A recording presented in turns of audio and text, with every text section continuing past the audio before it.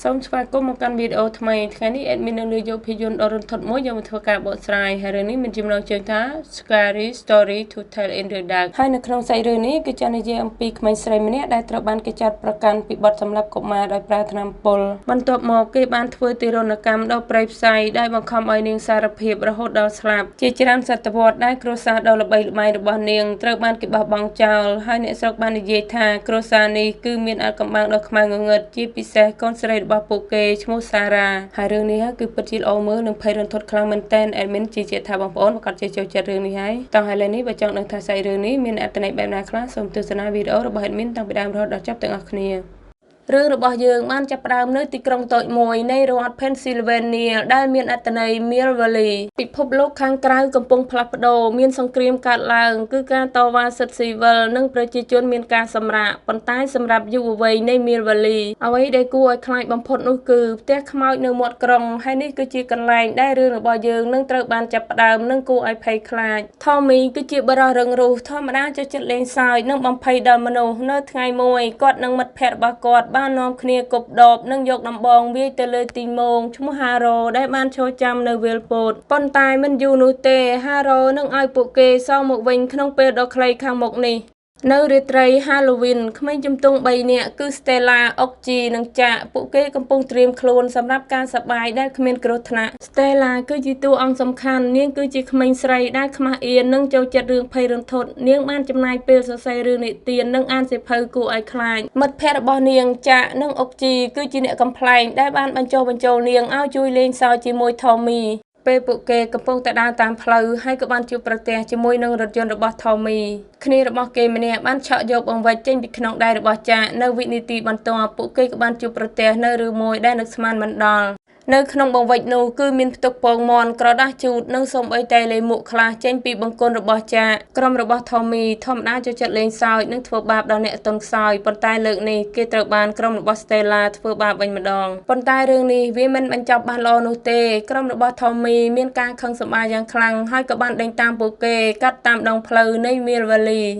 ក្រុមរបស់ Stella បាននាំគ្នារត់ចូលទៅក្នុងរោមហោស្រពដ៏ធំមួយហើយពួកគេបានចូលទៅលាក់ខ្លួននៅក្នុងរថយន្តបរិសុទ្ធម្នាក់ឈ្មោះ Ramon ដែលទើបតែមកដល់ទីក្រុងនេះ Tommy បានរកពួកគេឃើញហើយបាននិយាយគំរាមកំហែងនិងជេរប្រមាថយ៉ាងឃោរឃៅដាក់ Stella ដោយបានរំលឹកនាងថាម្ដាយរបស់នាងបានរត់ចោលនាងតាំងតែពីយូរណាស់មកហើយ Stella បានឮហើយនាងមានការភ័យខ្លាចនិងឈឺចាប់យ៉ាងខ្លាំង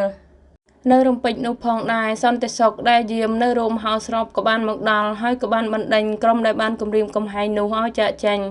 បន្ទាប់ពីមានសេរីភាព Stella បានសម្រេចចិត្តធ្វើរឿងដ៏គ្រោះថ្នាក់មួយនាងបានអញ្ជើញ Ramon ឲ្យចូលរួមជាមួយនាងចាក់និង Oczy ដើម្បីរុករកផ្ទះ Bello ដ៏ល្បីល្បាញមួយវិមានគ្រួសារ Bello គឺជាកន្លែងដ៏គួរឲ្យភ័យខ្លាចវាត្រូវបានគេបោះបង់ចោលជាច្រើនសតវត្សមកហើយអ្នកស្រុកបាននាំគ្នានិយាយថាគ្រួសារ Bello មានអាថ៌កំបាំងដ៏ខ្មៅងងឹតជាពិសេសកូនស្រីរបស់ពួកគេដែលមានឈ្មោះថា Sarah ដែលត្រូវបានគេចោទប្រកាន់ពីបទសម្លាប់កុមារដោយថ្នាំពុលតាំងពីយូរណាស់មកហើយនាងមិនដែលឃើញទៀតទេហើយមនុស្សតែនិយាយថាខ្មោចនាងតែងតែលោកបន្លាចនៅកន្លែងនោះជានិច្ចចាក់កំពុងតែលេងសើចជាមួយនឹងអុកជីដោយបានលាក់ខ្លួនចូលទៅក្នុងទូគាត់បានមើលតាមរយៈស្នាមប្រេះតូចមួយនៃជញ្ជាំងហើយក៏បានឃើញមានបន្ទប់មួយវាប្រែទៅជាភ្លឺនិងស្រស់ស្អាតហាក់បីដូចជាគាត់ត្រូវបានគេមកជួយសង្គ្រោះទាន់ពេលវេលាគេបានមើលឃើញមានស្ត្រីចំណាស់ម្នាក់អង្គុយនៅលើគ្រែហើយនៅក្បែរនោះមានឆ្កែដ៏ធំមួយប៉ុន្តែនៅពេលដែលអុកជីបានបើកទ្វារការបំភាន់ភ្នែកនឹងត្រូវរលាយបាត់ហើយអ្វីៗគឺត្រឡប់មកធម្មតាវិញនៅក្នុងបន្ទប់ដ៏អាថ៌កំបាំង Stella បានរកឃើញសៀវភៅចាស់មួយហើយពោរពេញទៅដោយរឿងភ័យរន្ធត់ហើយវាគឺជាកម្មសិទ្ធិរបស់ Sarah នៅពេលដែលពួកគេកំពុងតែមានភាពតក់ស្លុតនឹងការភ័យខ្លាចនៅរំពេចនោះ Tommy និងមិត្តភ័ក្តិរបស់គេក៏បានបង្ហាញមុខនៅទីនោះ Tommy បានចរានរ៉េតដែលជាបងស្រីរបស់ចាក់ឲ្យចូលទៅក្នុងផ្ទះនោះបន្ទាប់មកគេក៏បានចាក់សោទ្វារនៅខាងក្រៅដោយមិនឲ្យពួកគេបានចាក់ចេញពីទីនេះចំណែករ៉េតត្រូវបានពីងពាងព័ទ្ធនឹងខាំមុខរបស់នាងយ៉ាងព្រៃផ្សៃបន្ទាប់ពី Stella បានអានសៀវភៅរបស់ Sarah មួយសន្ទុះក្រោយមកទ្វារក៏បានបើកដោយខ្លួនឯងដោយគ្មាននរណាម្នាក់បានដឹងពីរបៀបបើកវានោះទេប៉ុន្តែ រឿងដែលច្បាស់បំផុតនោះគឺមានអ្វីមួយចង់ឲ្យពួកគេបានចាក់ចេញពីទីនេះពេលពួកគេបានរត់គេចខ្លួនចេញមកដល់ខាងក្រៅហើយក៏ប្រទះឃើញរថយន្តរបស់រ៉ាមុនត្រូវបានគេបំផ្លិចបំផ្លាញការរើសអើងជាតិសាសន៍និងត្រូវបានគេលាបពណ៌លើវាដោយគ្មានកន្លែងត្រូវទៅ Stella បានអញ្ជើញរ៉ាមុនឲ្យទៅស្នាក់នៅក្នុងបន្ទប់ក្រោមដីរបស់នាងនៅយប់នោះ Stella បានបើកសៀវភៅរបស់ Sarah ពេលនាងបានរំកិលទៅមុខហើយក៏មានអ្វីមួយដ៏រន្ធត់បានកើតឡើងនៅចំពោះមុខនាងគឺរឿងថ្មីបានចាប់ផ្ដើមសរសេរដោយខ្លួនឯងនៅចំពោះមុខភ្នែករបស់នាងដែលមានចំណងជើងថា Harold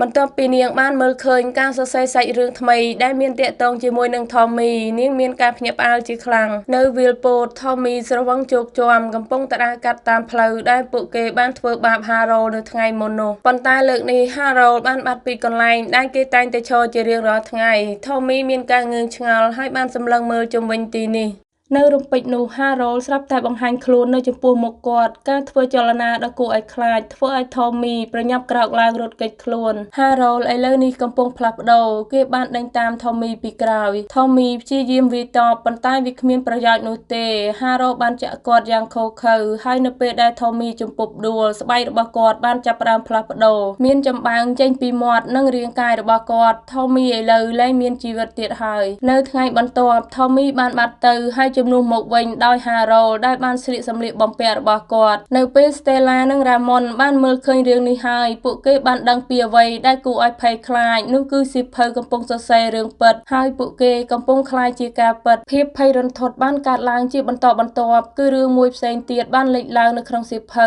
ដែលមានចំណងជើងថា The Big Toe ហើយវាបានបង្ហាញអំពីឈ្មោះរបស់អុកជី Stella បានឃើញហើយមានការតក់ស្លុតជាខ្លាំងនាងខំព្យាយាមបំផ្លាញវាចោលជាច្រើនដងប៉ុន្តែមិនអាចការបញ្ឈប់សរសេររឿងនេះបាននោះទេនាងបានហៅទៅអុកជីដើម្បីព្រមានកុំឲ្យគាត់ញ៉ាំអាហារនៅក្នុងទូទឹកកកប៉ុន្តែវាយឺតពេលហើយអុកជីបានញ៉ាំអាហារទាំងនោះដោយមិនបានដឹងថាមានអ្វីរលួយនៅក្នុងអាហារនោះទេនៅវិនាទីបន្ទាប់អុកជីបានរកឃើញម្រាមជើងនៅក្នុងមាត់របស់គាត់សាច់រឿងនៅតែបន្តសរសេរមិនព្រមឈប់ខណៈពេលដែល Stella និង Ramon កំពុងតែព្យាយាមរកវិធីជួយសង្គ្រោះជីវិតមិត្តភ័ក្តិរបស់នាងមិនយូរប៉ុន្មានសំឡេងសើមៗគួរឲ្យភ័យខ្លាចបានចាប់ផ្ដើមបន្លឺឡើងពេញក្នុងផ្ទះរបស់គាត់តើអ្នកណាយកម្រាមជើងខ្ញុំខ្មោចដែលជាម្ចាស់កំពុងតែចង់បានម្រាមជើងមកវិញអុកជីកាន់តែមានការភ័យខ្លាចហើយក៏ប្រញាប់រត់មកបើកទ្វារបន្ទប់ដើម្បីគេចខ្លួនប៉ុន្តែអ្វីដែលគួរឲ្យសោកស្ដាយខ្លាំងបំផុតនោះគឺសំឡេងដែលគួរឲ្យខ្លាចនោះបានបន្លឺឡើងមកដល់បន្ទប់របស់គាត់ទៅហើយ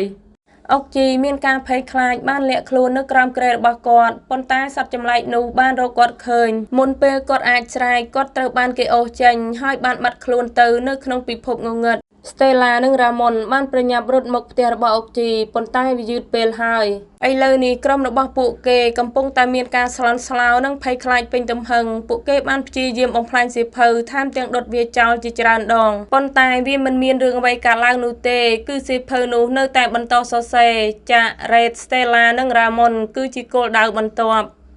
រឿងថ្មីបន្ទាប់នោះគឺមានចំណងជើងថា The Red Stop នៅសាលារៀន Red កំពុងតែត្រៀមខ្លួនសម្រាប់ការសម្ដែងល្ខោនមួយនាងសម្គាល់ឃើញដុំតូចៗនៅលើថ្ពាល់ដែលសត្វពីងពាងបានខំនាងនៅថ្ងៃមុននោះនាងគ្មានភាពជឿជាក់ក្នុងការសម្ដែងព្រោះតែដុំនោះបានចាប់ផ្ដើមហើមធំឡើងនៅពេលដែលរ៉េតកំពុងតែឆ្លុះកញ្ចក់នៅក្នុងបន្ទប់ទឹកនៅរំពេចនោះភាពភ័យរន្ធត់ក៏បានកើតឡើងគឺជើងពីងពាងបានចេញពីដុំដែលនៅលើថ្ពាល់របស់នាងប៉ុន្តែវាមិនមែនមានតែមួយនោះទេគឺមានសត្វពីងពាងជាច្រើនក្បាលដែលបានផ្ទុះចេញពីស្បែករបស់នាងហើយបានវាពាសពេញលើរាងកាយរបស់នាងនៅក្នុងពេលជាមួយគ្នានោះផងដែរ Stella និងមិត្តភ័ក្តិបានមកជួយសង្គ្រោះនាងឲ្យរស់រានមានជីវិតទាន់ពេលប៉ុន្តែនាងមានរបួសធ្ងន់ហើយត្រូវបានបញ្ជូនទៅសង្គ្រោះនៅមន្ទីរពេទ្យដើម្បីស្វែងរកចម្លើយStella និងមិត្តភ័ក្តិដែលនៅសេសសល់បាននាំគ្នាស្រាវជ្រាវអំពីអតីតកាលរបស់Sarahពួកគេបានរកឃើញកំណត់ត្រានិងកាសែតចាស់ៗអំពីអ្នកបម្រើម្នាក់ឈ្មោះ Lulu ដែលធ្លាប់បានបម្រើគ្រួសាររបស់ Bello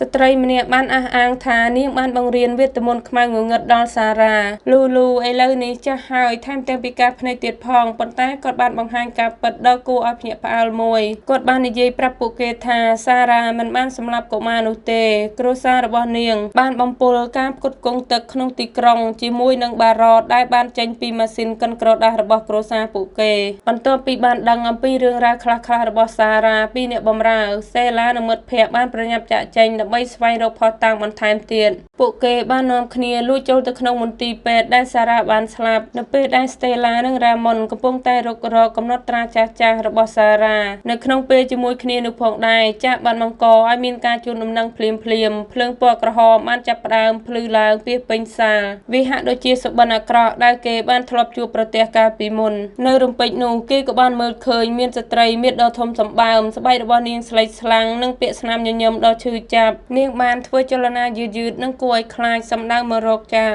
ទោះបីជាចាក់ខំប្រឹងព្យាយាមរត់គេចខ្លួនយ៉ាងណាក៏ដោយក៏នៅតែមិនអាចចាក់ចេញពីទីនេះបានដែរនាងបានអោបនិងស្រូបយកចាក់ចូលទៅក្នុងខ្លួនរបស់នាងចំណែកស្តេឡានិងរ៉ាម៉ុនត្រូវបានគេចាប់ខ្លួនពីបទលួចចូលទៅក្នុងមន្ទីរពេទ្យដែលគ្មានការអនុញ្ញាតនៅឯស្ថានីយ៍ប៉ូលីសលោកប្រធានធនន័របានបង្ហាញថារ៉ាម៉ុនគឺជាអ្នករត់គេចខ្លួនពីសង្គ្រាមវៀតណាមរ៉ាម៉ុនបានសារភាពថាបងប្រុសរបស់គាត់បានទៅធ្វើសង្គ្រាមហើយត្រឡប់មកវិញជាបំណែ